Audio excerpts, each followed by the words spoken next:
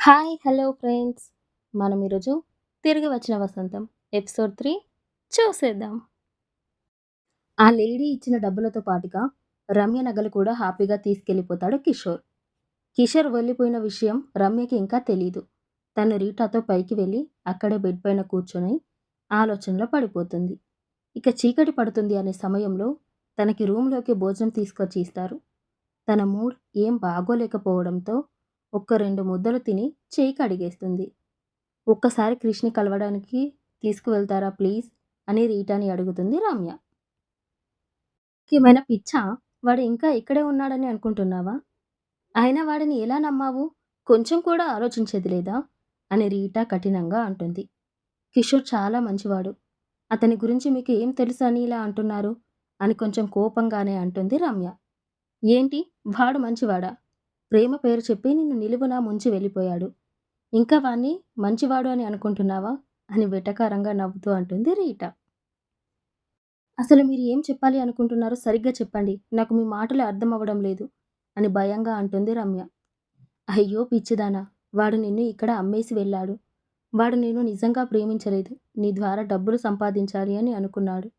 అందుకే నిన్ను ఇక్కడ అంటే వ్యభిచార గృహంలో అమ్మేశాడు. నీకు అర్థమవుతుందా?" అని రమ్య పైన జాలి పడుతూ చెబుతుంది రీటా. ఆ మాటలు వినగానే నేలపైన వాలిపోయి ఏడుస్తూనే ఉంది రమ్య. ఆమె ఏడుపు చూడలేక, "ఊరుకో రమ్య, మేము కూడా మోసపోయి ఇలా వచ్చిన వాళ్ళమే. కొత్తలో కాస్త ఇబ్బందిగా అనిపించినా తర్వాత అలవాటైపోతుంది" అని అంటుంది. "ప్లీజ్ అండి, నాకు ఇక్కడ ఉండాలని లేదు. మీ కాళ్ళు పట్టుకుంటాను. నన్ను ఎలాగోలా ఇక్కడి నుండి పంపించేయండి" అని రీటా కాళ్ళు పట్టుకుంటుంది రమ్య. "అయ్యో రమ్య, ఏంటి నువ్వు చేస్తున్నది? అయినా ఇక్కడి నుండి తప్పించుకోవడం అంత ఈజీ అనుకుంటున్నావా?" అని చెప్తూ తన దగ్గరే ఉండి తన్ని ఓదార్స్తుంది. మరోవైపు, "సార్, వాడు ఎక్కడ ఉండేది తెలిసిపోయింది." "అవునా? ఎక్కడ ఉన్నాడు?" "ఈరోజు మార్నింగే హైదరాబాద్ వచ్చాడు అని తెలిసింది. అతను దిగిన హోటల్ అడ్రస్ తెలీలేదు. కానీ ఈరోజు అతను ఎక్కడికి వెళ్తున్నాడు అన్న ఇన్ఫర్మేషన్ మాత్రం తెలిసింది సార్." "అవునా? అయితే అంతా రెడీ చేయండి. మన టీమ్‌ని కూడా అలర్ట్ చేయండి." "అలాగే సార్." రమ్య ఉన్న రూమ్‌లోకి వచ్చిన లేడీ, "రీటా, ఇది దానికి కట్టి రెడీ చెయ్యు.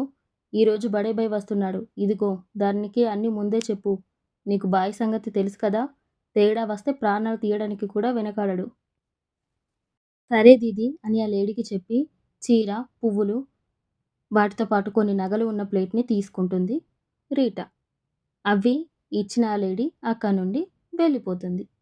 "ప్లీజ్ అక్కా, నాకు వద్దు. నేను ఈ పని చెయ్యలేను" అని ఏడుస్తూనే ఉంది రమ్య. రమ్య ఏడుపు చూస్తుంటే రీటా కళ్ళల్లో కూడా నీళ్లు తిరిగాయి. కానీ తను ఏం చెయ్యలేక బలవంతంగా రమ్యని రెడీ చేస్తుంది. రమ్య అక్కడి నుండి బయటపడుతుందా? లేదా అక్కడే తన జీవితాన్ని కోల్పోతుందా? తర్వాతి భాగంలో తెలుసుకుందాం. అప్పటి వరకు బాయ్ బాయ్ ఫ్రెండ్స్. ఈ కథ మీకు నచ్చినట్లయితే లైక్ చేయండి.